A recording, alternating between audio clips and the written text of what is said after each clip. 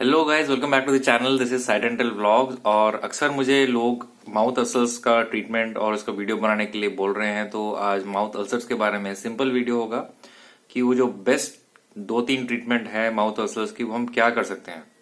देखिए, ट्रीटमेंट के पहले हमको कारण जानना बहुत जरूरी है। अब माउथ अल्सर्स के 2 मेन कारण होते हैं। फर्स्ट मेन कारण होता है स्ट्रेस एसोसिएटेड जो होता है हमारा।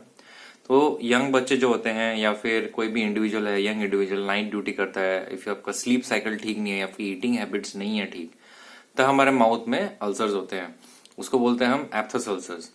काफी लोगों के वो रिकरेंट होते रहते हैं, मतलब कि एक महीने में हुए, फिर अगले महीने फिर दोबारा हुए, फिर तीसरे महीने में उन्होंने विटामिन लिए, फिर ऐसे हुए। तो ये दूसरा कॉज हो गया। तीसरा मेन कॉज होता है जो कि काफी मैं सोचता हूँ कि लोग सोचते हैं उनमें है डिफिशियंसी, लेकिन होती नहीं है एक्चुअली। तो डेफिशिएंसी एसोसिएटेड हमारा जो माउथ अल्सर्स होते हैं। तो 3 मेन कारण हो गए। तो अगर हम कुछ कुछ डाइट मॉडिफिकेशन करें या फिर कुछ कुछ हम अपने फूड में इंक्लूड करें कुछ चीजें, तो हमारे माउथ अल्सर्स काफी कम हो जाते हैं। तो पहले कारण पे बात करते हैं। तो सबसे पहले हमारा जो स्ट्रेस एसोसिएटेड होता है हमारा अल्सर्स माउथ में, तो उसमें हम दुनिया भर के जेल्स आते हैं। रेक्सिडिन हो गया, आपका क्लोएक्स हो गया, माउथ वॉश हो गया। तो इसका बेसिक ट्रीटमेंट प्रोटोकॉल हो गया, आप एक सिंपल माउथ वॉश यूज कर सकते हैं, आइदर लिडोकैम या फिर कोलोरा या फिर क्लोएक्स, जो कि आपके टोटल इन्फ्लेमेशन को मुंह में कम करेगा और आप खाना खा पाएंगे।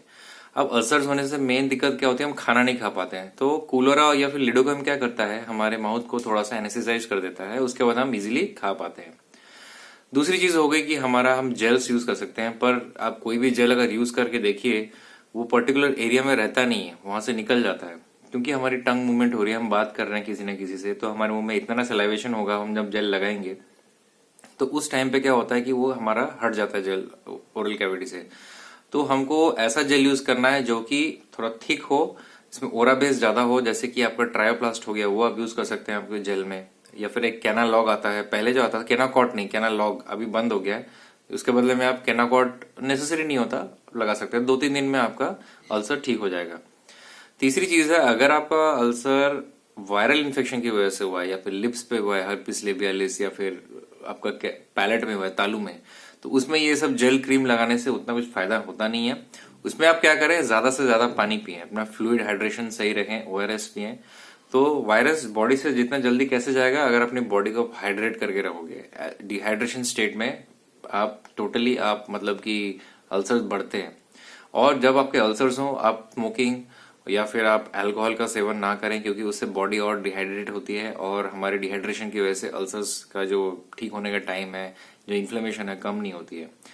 और बहुत सारे ट्रीटमेंट प्रोटोकॉल्स हैं, आप पेन किलर्स खा सकते हैं, वाइटामिन ले सकते हैं। अब लोग क्या करते हैं कि अल्सर हो गया तो वाइटामिन खा लो, ये गलत मिसकंसेप्शन है।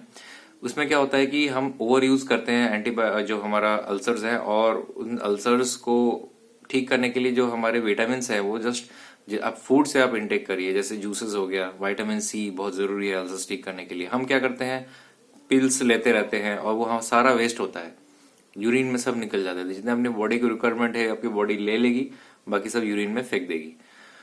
तो अल्सर्स का ट्रीटमेंट होने के लिए लोग घबरा भी बहुत जाते हैं। तो घबराना नहीं है, क्योंकि घबराएंगे तो अल्सर्स ठीक नहीं होगा, क्योंकि बेसिकली स्ट्रेस एसोसिएटेड होते हैं। ठीक है, जितने भी अल्सर्स होते हैं, स्ट्रेस, एंजाइटी, या फिर आप कोई भी साइकोसिस से गुजर रहे हैं तो उस टाइम पे, या फिर कोई डिप्रेशन में है तो उस टाइम पे भी अल्सर्स मुंह में बहुत होते हैं। या फिर यूजुअली एग्जाम के पहले या फिर कोई इंटरव्यू के पहले बहुत ज्यादा अल्सर्स होता है माउथ में, क्योंकि हमारी बॉडी स्ट्रेस के अंदर रहती है। तो ये था आज का वीडियो। आई होप आपको थोड़ा पसंद आएगा और आपको थोड़ा हेल्प मिलेगी अल्सर्स को ठीक करने के लिए।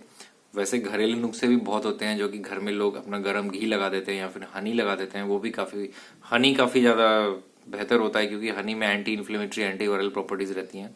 तो प्योर हनी अगर आपको कहीं मिल रहा है, तो आप कोई भी अल्सर है वहां पे अगर हनी लगाएंगे तो अल्सर का हीलिंग टाइम 5 to 7 डेज रहता है। आप कितना भी मेडिसिन लगाएं, उतना टाइम तो लगना ही है, 5 to 7 डेज। हाँ, हालांकि अगर रिकरेंस अगर हो रहा है, बार बार एवरी महीने हो रहा है, तो आपको ब्लड टेस्ट करवाने की बहुत जरूरत है।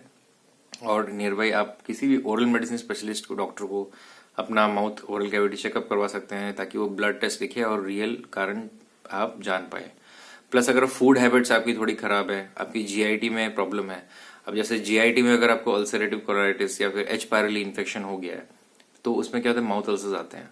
तो ये कॉज फाइंड आउट करना बहुत जरूरी है। आपको एंडोस्कोपी भी करानी पड़ सकती है कभी कभी। कभी कभी माउथ अल्सर्स इतने रहते हैं, मतलब 15-15, 20-20 दिन, तब उन केसेस में आपको गैस्ट्रोएंटरोलॉजिस्ट और ओरल मेडिसिन स्पेशलिस्ट दोनों के पास जाना बहुत जरूरी है। तो आई होप ये वीडियो आपको पसंद आया होगा and please do like share subscribe and follow my insta channel as well. आज मैंने एक बहुत अच्छा केस डाला है और एक यूट्यूब कम्युनिटी पोस्ट में भी मैंने डाला है कि उस केस का डायग्नोसिस बताएं। टिल देन मेरा आईडी है sai_dental और till then have a very good day ahead. Take care, bye.